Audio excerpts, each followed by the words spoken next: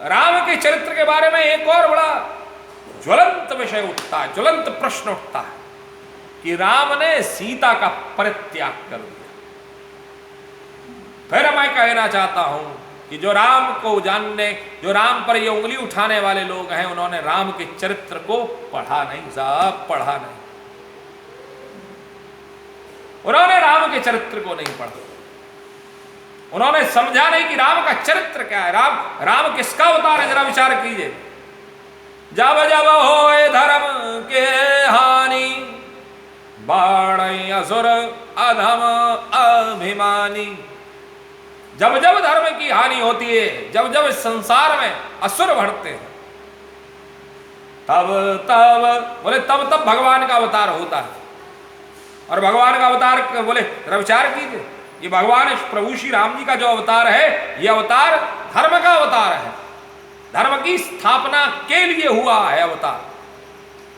और जिसका जो धर्म का स्वरूप हो, जो धर्म की मूर्ति हो, वह स्वरूप, वह व्यक्तित्व कभी अधर्म कर ही नहीं सकता। और अगर कभी अधर्म हो भी जाए तो निश्चित मानिए वह अधर्म भी उसका धर्म स्वरूप हो। तो जो लोग ये उंगली उठा देते हैं राम के चरित्र के ऊपर, जरा विचार करिए कि राम ने सीता को छोड़ दिया, बताइए, गर्भवती सीता को छोड़ दिया। वह लोग शायद जानते नहीं, उन्होंने कभी राम के चरित्र को पढ़ा नहीं, उन्होंने कभी धर्म ग्रंथों का आश्रय नहीं लिया। जरा विचार करिए, हम और आप लोग ने कभी अपने इन धर्म ग्रंथों का आश्रय नहीं लिया, अपने इन धर्म ग्रंथों को कभी हमने पढ़ा नहीं। और अगर पढ़ा भी तो केवल एक कहानी के तौर पर पढ़ा कि ये कहानियां हैं, इसलिए हमको ये कथाएं हैं, हमको पढ़नी चाहिए, इसलिए हम पढ़े, भाई थोड़ा सा ज्ञान हो जाएगा। नहीं ना, यह वह कथाएं हैं जो अक्षरशः अर्थात अक्षर के साथ मैं, इनका एक एक अक्षर सत्य स्वरूप है। इन कथाओं का एक एक अक्षर सत्य स्वरूप है। अगर जो चीज यहां पर लिखी है वह निश्चित घटित हुई होगी, और अगर वह निश्चित घटित हुई है तो वह सत्य का स्वरूप है। और अगर वह सत्य का स्वरूप है तो वह कल भी सत्य था, आज भी सत्य है और कल भी सत्य ही रहेगा। तो राम का ये जो चरित्र है, सीता का परित्याग, यह सीता का परित्याग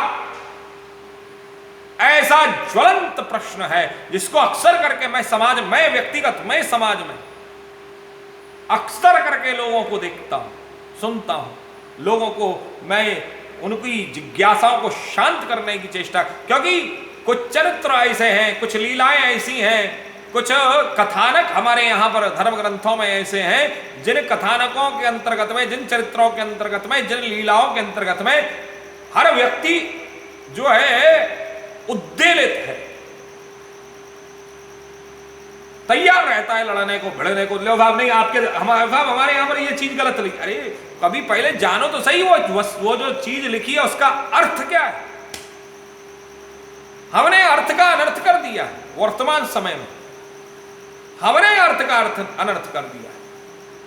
हम लोग जानते नहीं, हम लोग समझते नहीं, हमको पता नहीं। तो ये जो राम के द्वारा सीता का परित्याग है, इसमें राम का लेश मात्र भी, अभी ये प्रश्न आया था कुछ दिन पहले, एक महिला ने मेरे से प्रश्न किया, बोले राम जी महाराज ने सीता क्यों छोड़ दी साहब, बताइए। एक अबला स्त्री को छोड़ दिया, वही भी स्त्री को छोड़ दिया, वो गर्भवती थी।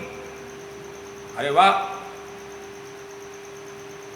बहुत सारे प्रश्न। तो उन पर मैंने कहा आपने कभी इसका अध्ययन किया, आपने कभी श्रीमद् वाल्मीकि रामायण पढ़ी? बोले वो तो नहीं पढ़ी। अरे बताइए, जब आपने श्रीमद् वाल्मीकि रामायण नहीं पढ़ी तो फिर आपको अधिकार क्या है कि आप पूछ सके, आप जो है ऐसी शंका को कर सके? जरा विचार करिए, आपको अधिकार क्या है, क्या आप ऐसी शंका कर सके? निर्मूल है ये शंका आपकी। पहले आप अध्ययन करिए, अध्ययन करने के बाद में, अध्ययन भी आप अकेले पहले धर्म ग्रंथ का उठा करके पहले किसी सदगुरु को ढूंढिए,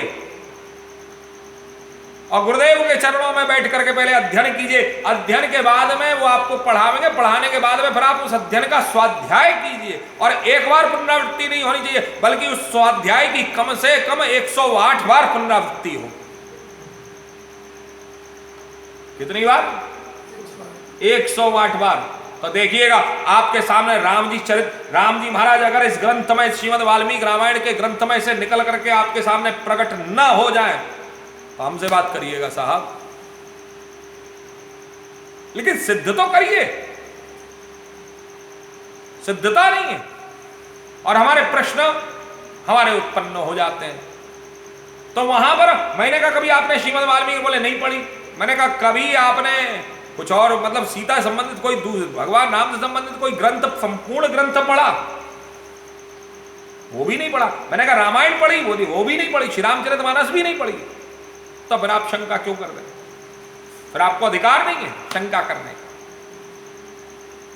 पद्म पुराण, पद्म पुराण के अंतर्गत में बड़ा सुंदर भाव दिया गया कि सीता जब छोटी बच्ची थी तो उसके महल पर एक तोता और तोती आ जाते थे और वह राम की कथा को सुनाते थे कि राम ऐसे हैं, राम ऐसे हैं, राम ऐसे हैं। राम की कथा बड़ी सुंदर है। तो ये राम का जो चरित्र है, ये राम का चरित्र का गान सुन करके सीता के मन को बड़ी प्रसन्नता मिलती थी, बड़ी प्रफुल्लित होती थी। और जब वह प्रफुल्लित होती थी, बड़ी प्रसन्नता मिलती थी, तो एक दिन उसने विचार किया और विचार करके उसने उन तोता और तोती दोनों को पकड़ लिया और दोनों को पकड़ करके उसने एक पिंजरे में रख दिया, पद्म पुराण। और पिंजरे में जब रख दिया तो अब वो स्वर्ण का पिंजरा, सोने का पिंजरा था, सोने के पिंजरे। ओहो साहब क्या बात है, जरा विचार करिए। सोने के पिंजरे में उन दोनों को, तोता और तोती के जोड़े को रख दिया और उनसे कहा कि अब हम तुम्हें कहीं नहीं जाने देंगे। तो उस दोनों ने कहा भाई हम आजाद पंछी हैं, हम स्वतंत्र पंछी है और स्वतंत्र पक्षी जो होता है वो यत्र तत्र सर्वत्र भ्रमण करता है, हमको घूमने दे, हम रोज आएंगे सीता, तेरे को रोज आकर के राम की कथा सुनाए। बोले नहीं, तुम रोज नहीं आओगे, जिस दिन नहीं आते उस दिन मेरे मन को बड़ी वेदना होती है। उन्होंने बड़ी अनुनय विनय की, सीता ने नहीं छोड़ा। फिर सीता को यह पता लग गया कि वह जो तोती है वह गर्भवती है, वह जो तोती है वह गर्भवती है। और सीता ने तोती को गर्भवती जान करके तोती को छोड़ दिया। तोती को क्या किया? छोड़ दिया कि गर्भवती, भाई गर्भवती को पिंजरे में नहीं रखना चाहिए, उसके मन की इच्छा है स्वतंत्र घूमे, स्वतंत्र घूमने दो। तो तोती को जब छोड़ दिया तो वह तोती ने बड़ी अनुनय विनय की, सीता फिर भी ना मानी। तो तोती ने श्राप दिया कि सीता, जिस प्रकार से मैं गर्भावस्था में घूम रही हूं, भटक रही हूं, उसी प्रकार से मैं श्राप देती हूं कि तू भी अपनी गर्भावस्था में भटकेगी। अब जरा विचार करिए, इसमें राम जी का क्या दोष है? जरा विचार करें। यह तो हमारे और आपके कर्मों का प्रतिफल होता है। यह हमारे और आप व्यक्ति जैसा कर्म करता है उसको वैसे ही फल की प्राप्ति होती है।